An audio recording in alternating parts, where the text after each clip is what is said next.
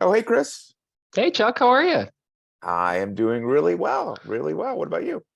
I'm fantastic. I feel like an old guy. I just had 10 minutes of IT support to myself to try to set up Bluetooth headphones because for some reason it wasn't working, and then I'm trying to figure out whether I should switch to a Mac or not, and it's a mess.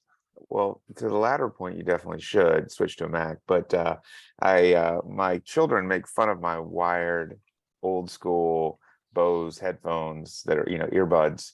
But man, they are completely reliable, and I do need some wireless. I know, but these are reliable and great. Yeah, apparently there is some kind of lag if you use wireless or Bluetooth. So I think that a purist and audiophile would say that you have to use something wired. I was actually shopping for a sound bar this week for our TV because apparently that's a thing. And Did I you was get all one? about trying to, yeah, we did. I was trying all about trying to hide, go wireless fully, and the guy at the store was trying to talk me out of it. Because honestly, it ruins the aesthetic for the TV that we have. So. What'd you get? We have one of those frame TVs that looks all artsy and whatnot. So I ended up getting the matching soundbar for that, and it does have a completely wireless capability, with the exception of power. And you'd think they'd figure out some kind of solar system so that you didn't need a power cord, but yeah, we got to do that at least. Yeah, I think the soundbar makes a difference, but I'm no audiophile, so all works okay. So you're not Um, in your basement right now. Where are you? I was wondering if you were going to notice. I am in St. Vincent, wrapping up a week-long mission trip, which has been remarkable. Well, I think we're going to spend the time this week talking about that on the pod. So if you want to jump right in and tell us about the trip and kind of how you ended up there, and this ain't your first rodeo there, so. Yeah, I guess I should start by saying that we have a great team, and it's a team sport. And so we have one of our fellows, David Wright, who has been absolutely incredible on this trip. Some of the things that we value in, I guess I would say, normal life are accentuated in a place that is, can be a little challenging. And so David has been just incredible, doing anything and everything to make the trip a success. Been fun to hang out. So I think he's enjoyed it, even though congenital is probably not in his future. But there was a lot of post-traumatic and spasticity and things like that, which we'll get to. So David's been great. We had Betsy, who's a remarkable OR nurse, Michelle, who's a remarkable occupational therapist. We had Mike Montana, who is an anesthesiologist at Children's, who's been awesome. And then we had a scribe. So really great group, and that's what has made the trip a success.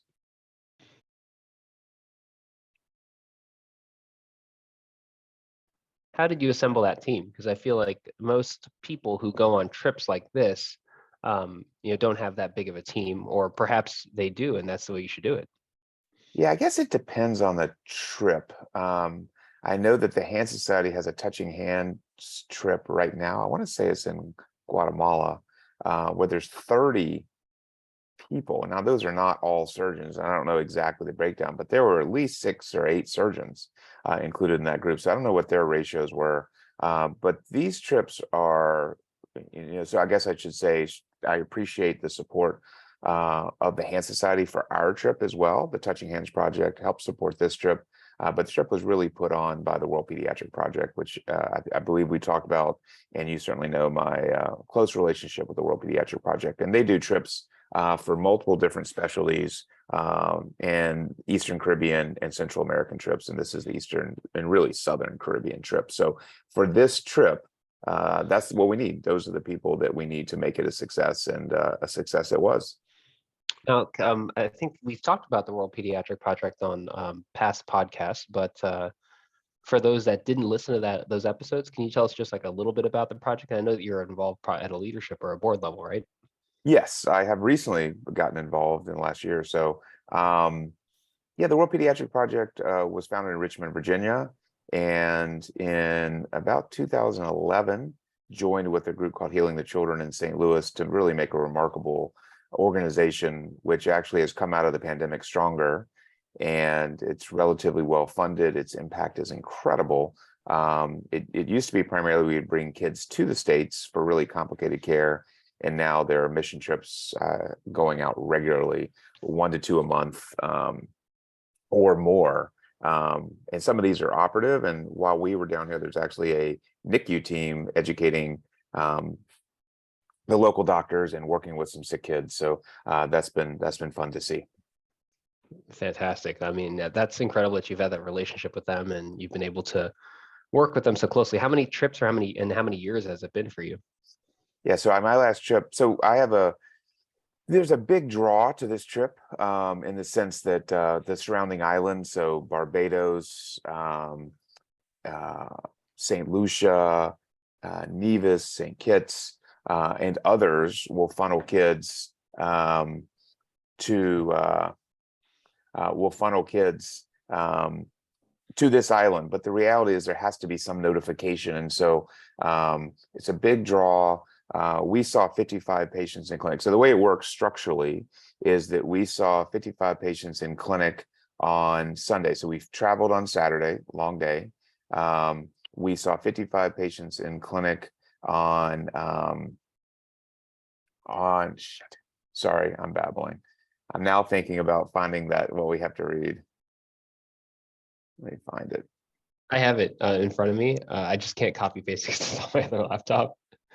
I think I have it. All Okay, you need to say at the end is join Practice Link for free today at practicelink.com. okay, I got it I'll now. read it. Okay, Oh yeah, okay. so I'll go back You want and me to just cut. start it, ask you the question again? Yeah. All right. So how does a trip like this work logistically? So well, first of all, I would say there's a lot of work that goes into the trip well before the trip happens. So for this trip, I was in Barbados for a long weekend, which may sound nice. I promise you it was all work and a lot of travel. I left on a Friday, came back on a Sunday, and with a partner of mine, saw 100 patients in clinic. And those many of those patients came over. Those Barbados patients are supported by the Sandy Lane Charitable Trust. And for those sophisticates in the audience, Sandy Lane is a really high-end hotel, one of the best in the world, and they do a lot for the island. So anyways, I was in Barbados, saw a bunch of kids. Many of those came over for surgery on this trip. I've done a lot of Zoom and reviewing patient files, all in preparation for this meeting, for this trip. And in actuality, we had a tentative surgical plan. Now, that sort of flew out the window when we got here, but so we traveled on Saturday. On Sunday, we saw 55 patients. Then after clinic, we spent a lot of time piecing together the surgical schedule for the week. And we scheduled and performed 18 surgeries over the course of the week. And we're coming back today, which is Saturday, the day before the podcast drops. So, really a remarkable week. Very, we were efficient as heck. It was really impressive how turnover times were low, and Betsy had done a remarkable job planning for what we needed. So there's so many logistical things that go into the success of a trip like this. But we can talk about some of the principles of what success looks like, but really great. So two things. One, I'm not surprised by your efficiency. I think anybody that knows the Chuck Goldfarb brand would not be surprised by that, but that's incredible. The second thing is, before we dive into the clinical content and the cases you did and how you made it so efficient, we do have to talk about our friend Practice Link. And we should. They are our friends, and we should. I think it's been an interesting process, and certainly identification of the perfect job is a really important step for any young physician or surgeon. Well, when you get back, Chuck, I have a variety of Practice Link hats for you to pick from. Ken Ullman has provided us swag. My son Raphael already picked the blue one, but there's a white, a gray, and a black Practice Link hat for you to rock when you get home. I love But it. the upper hand is sponsored by practicelink.com, the most widely used physician job search and career advancement resource. Becoming a physician is hard. Finding the right job does not have to be. Join Practice Link for free today at www.practicelink.com, and check our show notes for the link as well. Yeah, so good partnership, and it's a pleasure to work with Practice Link. Yes, you will need that hat when you get back to St. Louis because it is frigid here. It is, I think it's 20 degrees outside, which is crazy because it was 74 on Wednesday. So we were having a team dinner last night discussing what surprised us about this trip, and I've been here before, so nothing really surprised me other than it has rained an incredible amount. And thankfully this morning we don't leave till a little later today, but this morning is beautiful, so hopefully we'll get to enjoy a little nice weather before we head home. Well, I'm glad you got to enjoy that. I will say I did look up in Celsius for our international listeners what that is. It is currently -2 degrees Celsius in good old San Luis, Missouri, USA. But all right, anyway, tell us. You said 18 cases in a week on an international trip. That's pretty phenomenal. So, how many days of the week were you doing surgery? Was it every day? And then tell us a little about the what kind of cases you did. We operated Monday through Thursday, and we were really good. We scheduled things nicely, so we would leave the hotel early in the morning, 6:30, 6:45, fight a little traffic, get to the really the only hospital on the island, the Milton Cato Hospital. The World Pediatric Project essentially owns one of their ORs, employs staff on the ground to keep the operation running 365 days a year. And so then we would start operating about 8:15, and every day we got back to the place around 6:30. So long days, not incredibly long days, but long days, but busy days. A lot of hard work to keep things moving. Our cases were a mix of some congenital, but mostly not. Some post-traumatic. For an example, we had a patient with a bad burn with serious contractures, which we treated. A post-traumatic fracture with a subsequent tendon rupture that had been treated here on the island, and a remarkable number of cerebral palsy kids. And lastly, perhaps to bring it home for you, plenty of brachioplexus palsy. So we did a couple of proximal humerus osteotomies, which these were older kids with, and that's the right approach. One of them was a revision, and that might have been one of the tougher cases on the trip. Do you have fluoroscopy during the case?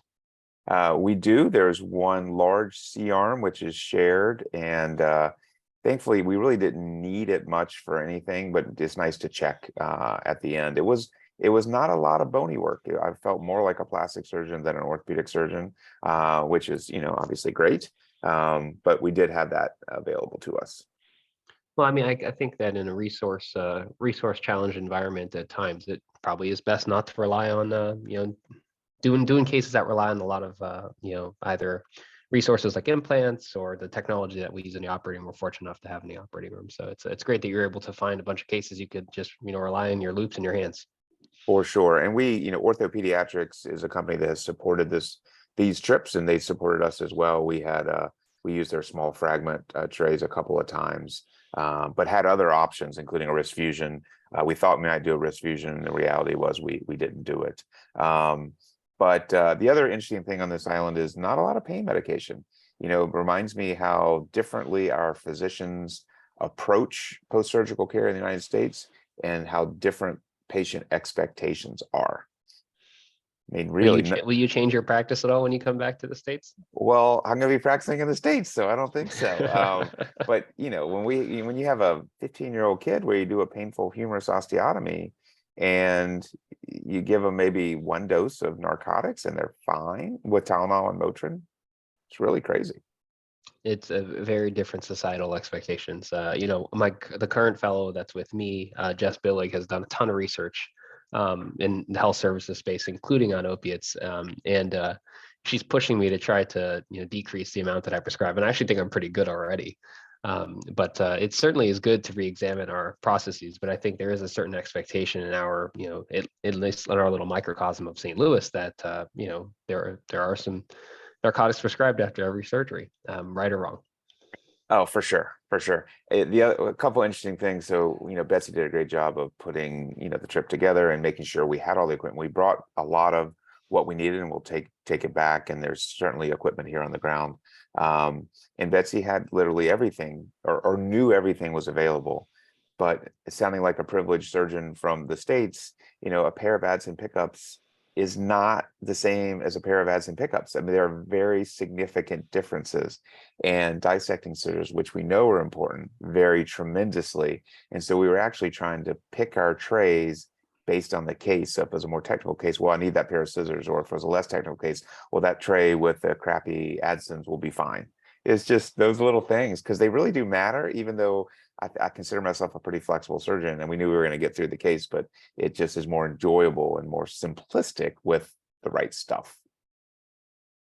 One thing I noticed when my last trip, I was in Brazil, and certainly not a resource challenged environment relative to where you are. But the surgeon there that I was visiting had to own he owned all of his instruments, and he had to bring them. He and his nurse or tech had to bring them OR to OR, and she was responsible for bringing that to all the different ORs. So, he was buying his own instruments online.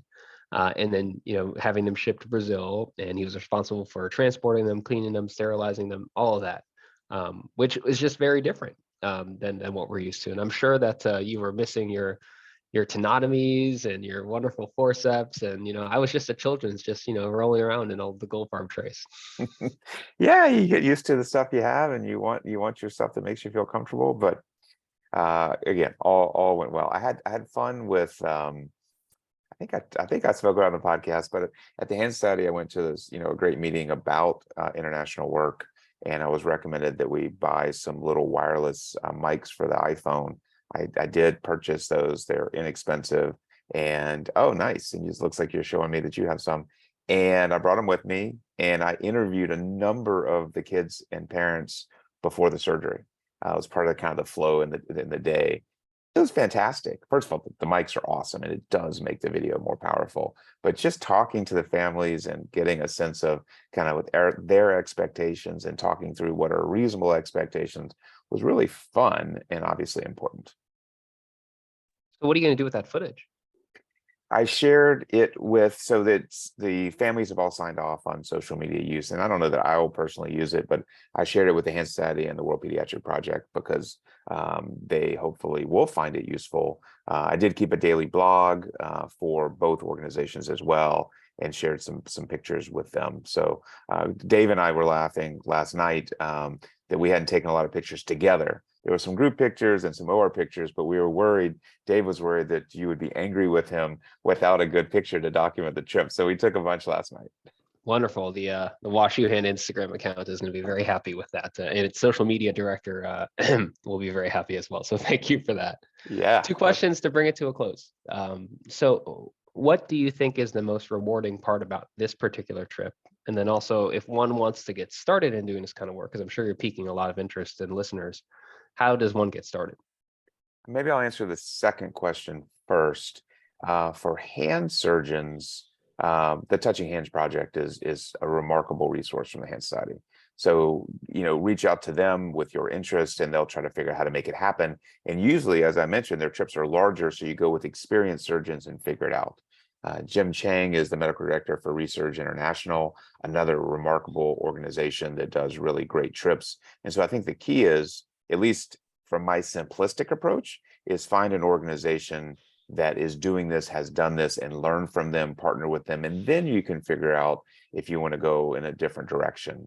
So I think partnering with the right organization, number one, helps assure success, and two, just smooths the path in front of you Now, significantly. is there often a hand therapist that comes with you on these trips? And was your therapist in the OR with you on this trip, or? Yeah, so there's every trip I've done, there's been a hand therapist, whether it's seeing patients in clinic or operating. And yes, and Michelle Burke, who I've known forever from the Shrine, came with us. So during clinic, she would see patients and talk to them about surgery or non-surgical care. And then every day during the week, she had a full day of clinic. And some of those were pre-op, some of those were post-op, some of those were just purely non-operative care. So for the hand surgeon, I mean, my God, it's an incredible resource to have. And then your first question was around, what do we find most enjoyable, most valuable, most rewarding about a trip like this?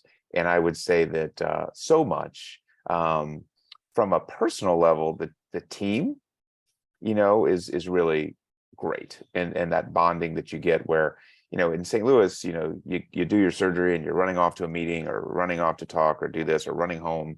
And here it's all about the team. It's all about the mission. And that's great. And that's great.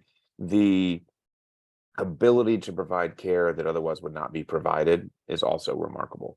And the families, I don't want to say they're more grateful or differently grateful. They're grateful. They're grateful for the opportunity to achieve care, and a lot of them are traveling to get this care, and